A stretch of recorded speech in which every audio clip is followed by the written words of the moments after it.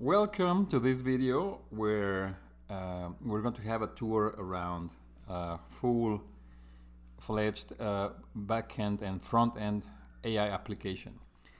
And to make this very fast, what I did is I used an LLM, that is ClaudeAI, to build the first blocks, and from that I went on building the whole application. It's very simple clone from ChatGPT. So look at this input. What I did is I put a screenshot here of what I want to build, and then I built a prompt here that says the minimum system that I want to build. So I suggested and recommended to use Python, and I went on with React.js because it's a platform I haven't used. So I wanted to see how it would look. And the other idea that I wanted to test is to code as minimum as possible. So I didn't code anything or maybe just a few command line inputs, but nothing else. So once I got this prompt in a very short time, I got this. So there was already a template for a Python backend, and then Anthropic recommended to use Flask. I didn't prescribe any backend solution. And I have this template model. So you can see there's more or less the structure of this backend and some of the entry points. In this case, it's going to be called chat, and it's going to be a post method. And you see everything that is here is going to help us a lot in building that backend. And then there's a very basic React chat interface. The preview is not useful here, but you can see the code version.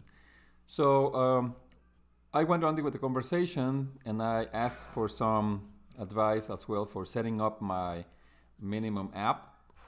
I built a README and stuff. And I'm going to show you now how it looks on the back. So this is it. After around 30 minutes of exchanging with ClaudeAI, I got to this. So what I'm showing you here is also stored in a public repository. And there's one part that is the front end. This is the folder front end, and then the back end. So in the front end, what I see here, and it took me a while to realize that I could use this component folder and place here my application basically, and then link that to the app.js, which is the entry point for this one, the entry point for React. And this calls then my component and puts that inside of the app through this function app. So, and on the chat side, what I have is then this structure, and it's already connected now to the backend. Let's look at the backend script. So basically, here the only important thing is chat.js, and on the backend there's this script. It's adapted a little bit. I am using a few additional libraries from the initial script. And this came out through the conversation, because what I did is, instead of trying to figure out things on my own, every time I got an error, I pasted that error into the prompt of ClaudeAI, and then I got a response and a solution. So none of this had to resort to any knowledge that I have on the platforms or Python programming or JavaScript, nothing like that. A few things that I had to do is to install things.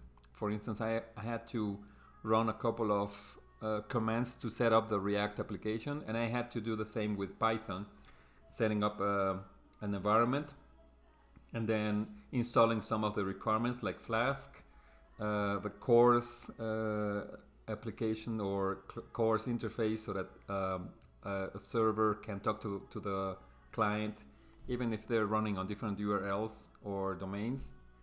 And of course Anthropic and .env, which is an application so that you can collect your API key, which is important as well to talk to Anthropic. Then I have an account here, a dev account, and I have access to the API. So it's important also because you will need to provide that so that the application runs. And let's look at it. So it's running already on localhost with this port, 3000. And if I click on that, you'll see the application. And it's very simple. It doesn't track any history of the conversation. And it has some pre-configured questions that you can ask or prompts. So let's click on one of them. And then you see there's a loading a message there. And in a moment, it's going to come up with a response. So the response doesn't have any format at all. And it can be pre-verbose. Those are things that you can improve, of course. But the important thing is to prove how the system works overall. And I can also put here a message and say, what is the chemical formula of water?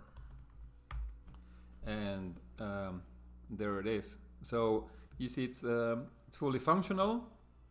It's running on this basic structure. And maybe just some of the interesting pieces of the conversation. Let's look at them here. Some of the things that happened when I was stuck with React because I haven't used it before. I came and said, "Can you give me a guide on how to set up React?" And then I got this document and said, "Okay, there's certain blocks that you need to have." Then I went on and installed this. And did all the things that I had to do. Then once I had the template, I was kind of lost because I said, okay, I have a few files here. Where should I go to place my actual app? And then I got some good hints. So you have to create a components folder, and then you put an object there, chat interface. If only I simplify this to chat on the source code, instead of having chat interface. That's the only change that I did, and then I just pasted whatever Claude was telling me, install the requisites and so on. So let's see some other things that I did here. I told it, okay, my component is called chat there. Can you add the necessary styles so that it looks like the screenshot I sent initially? Because originally the problem was that I had this. This was the application, so no styles at all. So then it gave me some Tailwind classes and things that I had also to install, and it went very, very well. Then I had to update a configuration file somewhere with this code, and then set up some CSS directives. And again, I got the hints where to put them. So it was working very well. Then I asked for some very basic things like I want to have the quick actions, and at the beginning it was just replicating exactly like this. Create a cartoon illustration of my pet, and I said no, I don't need to have any images there. Should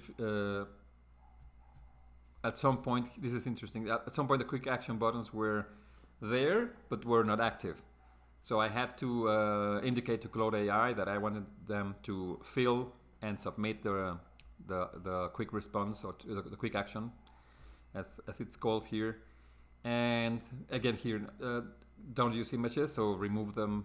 Those quick actions, remove any hints at posting an image or anything like that. Do not store the chat history. Before that, it was just piling all the conversation through the window.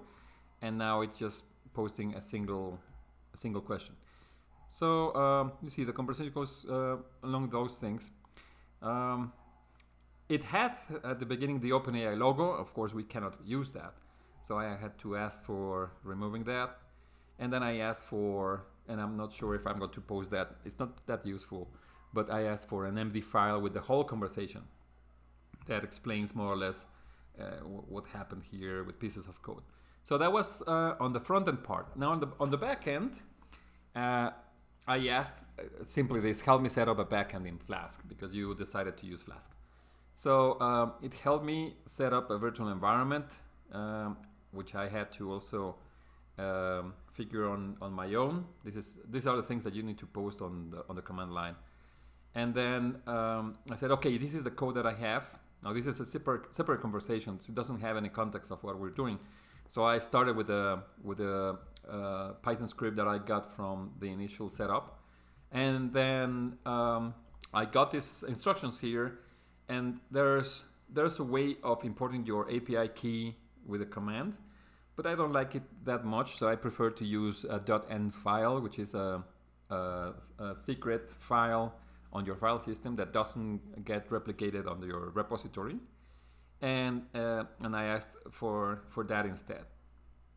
Let's see, that's somewhere here. Yeah, it's just here, saying, okay, can you change this so that it picks up the key from the .env file instead of picking it from the local environment?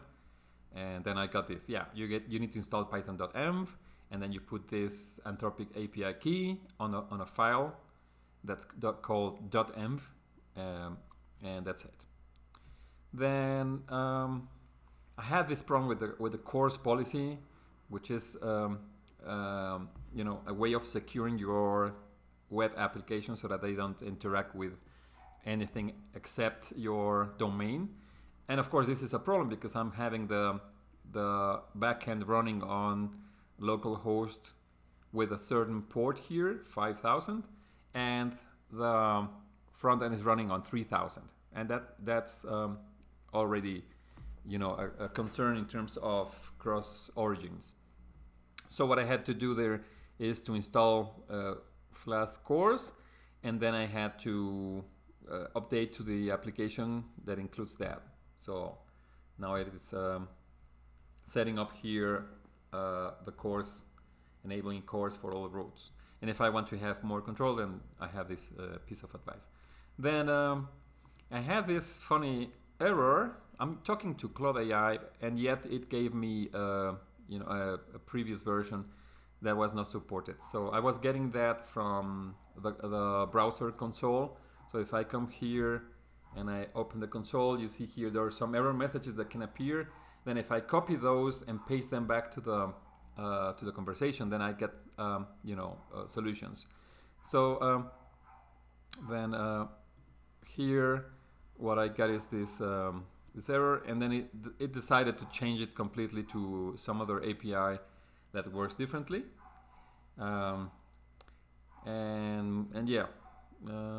Then I had a bunch of files from the virtual environment from Python on my GitHub commit, and I asked for a git ignore file. I had to also put that so that I don't pass all of those prerequisites that are running locally, and I have my .env key also secure, not posted on the GitHub commit. So yeah, and that's it. This is everything I had to do to run my app. So I put this on a public repository. I hope you can also have access to that and see how it works. But as you can see, it's not only a simple structure where you can have this backend and front end, and it can apply for many other different applications. Of course, on top of that, you can add different APIs to deal with text to voice and voice to text functions. And in my case, I'm also using this a lot with RAG systems, so that you can call your own API that's only targeting or addressing a very specific repository of information or source of truth and nothing else. So I hope you like this video. I hope it's helpful, and yeah, by all means, let me know if there's anything else you would like to know. I'll be happy to share more and give you some additional hints on how to solve problems with all these technologies. Thank you. See you.